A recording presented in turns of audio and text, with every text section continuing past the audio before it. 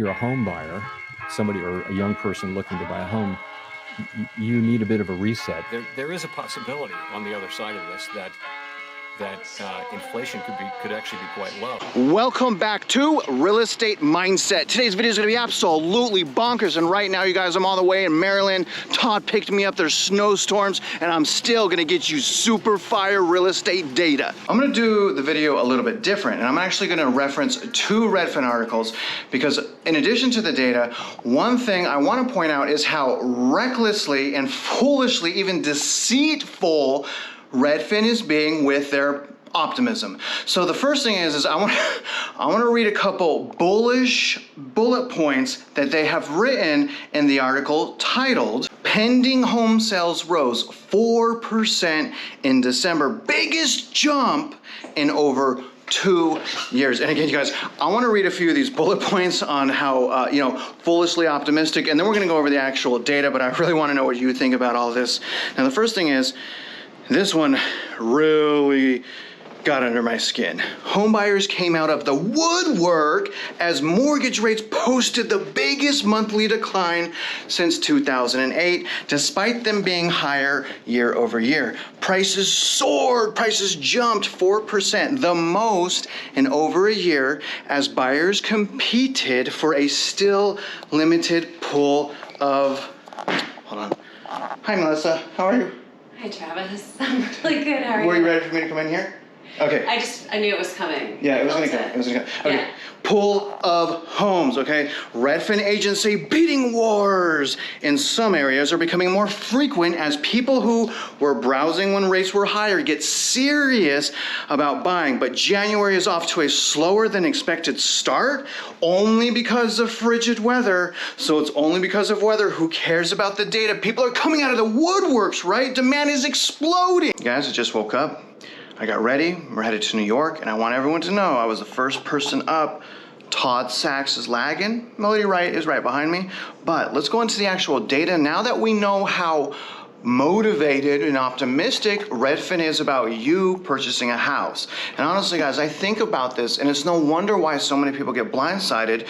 The optimism is just always in your face and in my face to purchase. And that's, again, one of the best times to kind of just take a step back. Why is everyone pushing me to purchase a house right now when I'm hearing that it's a horrible time to buy? So again, they're saying people are coming out of their woodworks, buying demand is exploding, but let's look at the data now. And what you're going to see here is the median sales price is not up. The median sales price is $403,714.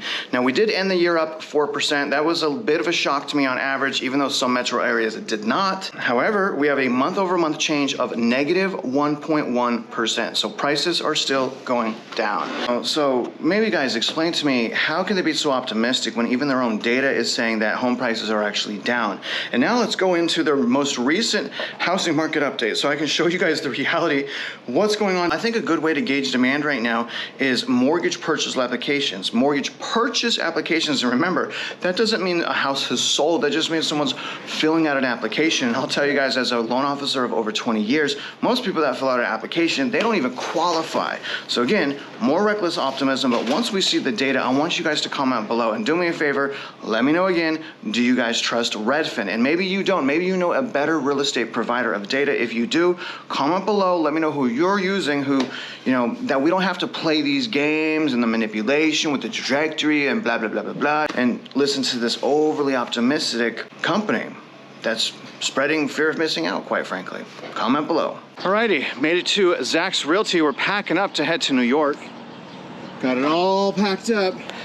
Really cool place to be. But the next article that I'm going to review with you guys is titled Housing Market Update. Activity picking up in 2024, but severe winter weather keeps some buyers and sellers on the sideline, which I think is absolutely ridiculous. I think what's keeping people on the sideline is obviously unaffordability. But let's go into the leading indicators. Starting with interest rates, and the 10-year has been up this year, you guys. We watched the 10-year Treasury because they track mortgage rates.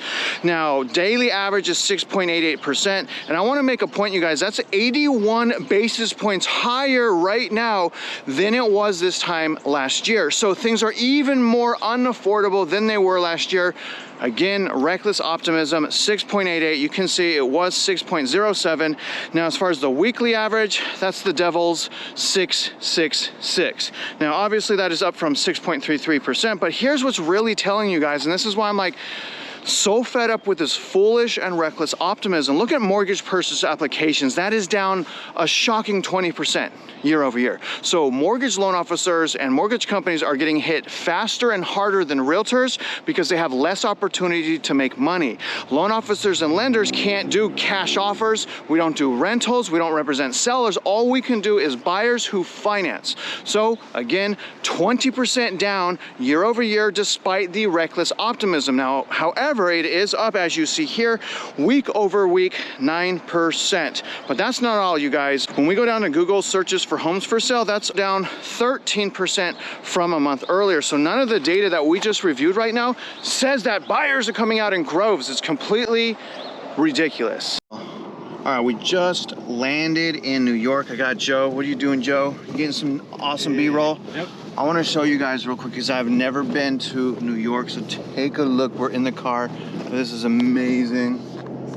I mean, this is... It is where it's empty. There's absolutely. Like this doesn't, like this is bizarre. Oh, my buddy, I got a broker up here that I know. And he The said, crazy thing, there's absolutely no one here. Let me go over the winners and losers this week. So, top 5 metro areas, according to Redfin, is Anaheim, and this is price growth. So Anaheim sitting at 16.6. Lack of new construction. The new construction they have is overvalued, far away from median income. Then we have West Palm at 14, Newark at 14.1, Fort Lauderdale somehow at 13.1, and then Miami at 12.8. So a lot of areas, again, light on new construction, and the new construction they are building, way overpriced. Now, as far as the loser column, we have a new California city, Oakland.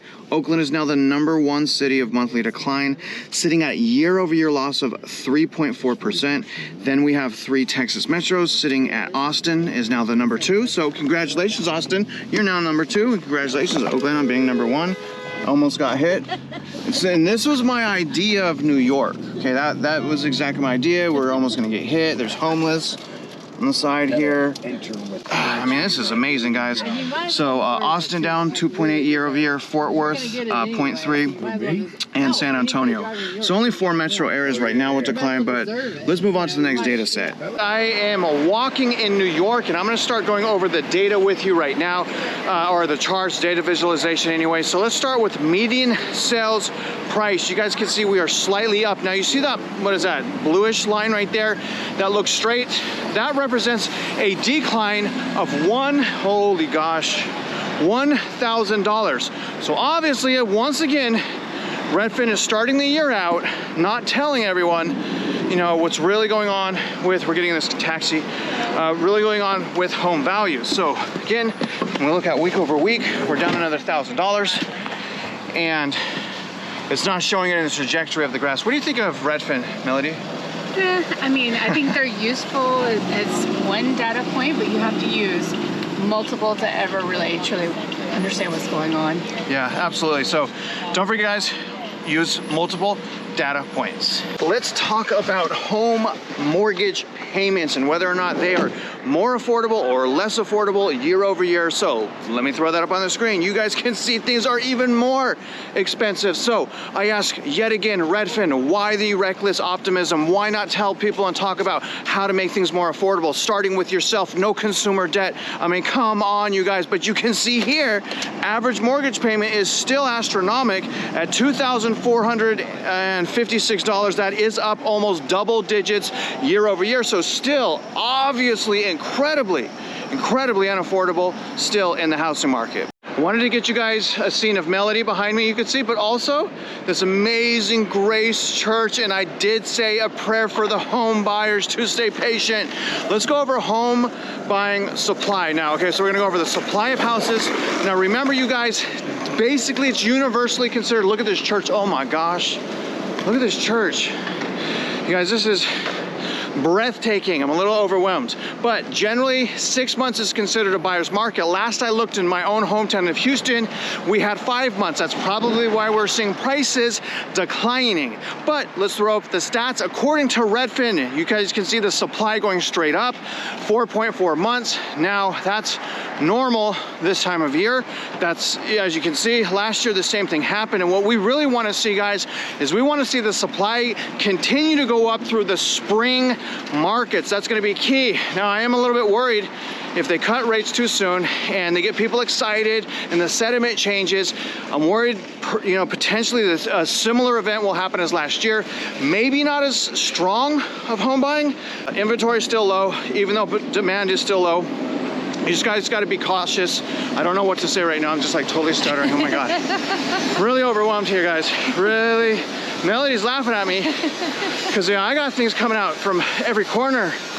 It's just like freaking out, man. Like, who's that? Are we safe? Anyways, guys, stay tuned to the next data set.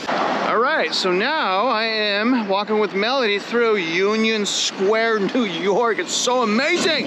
But let's talk about the price cuts. Where's the optimism? We'll talk about the optimism again. Look at the data, you guys. You can see that price cuts is still higher than last year. Mortgage payments higher, interest rates higher, demand is lower, price cuts is higher, and they're saying everyone's coming out of the woodwork. I hope by now you understand.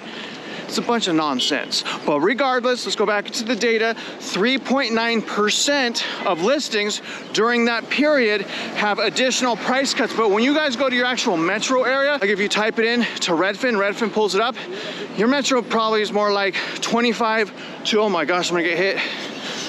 You're scaring me, Melody. Stay close, Melody. It's probably close to 20, 30, even 40%. So take a look at that in more detail. But as far as the nationwide average, you guys can see it's a little bit lower than what it peaked at the end of last year.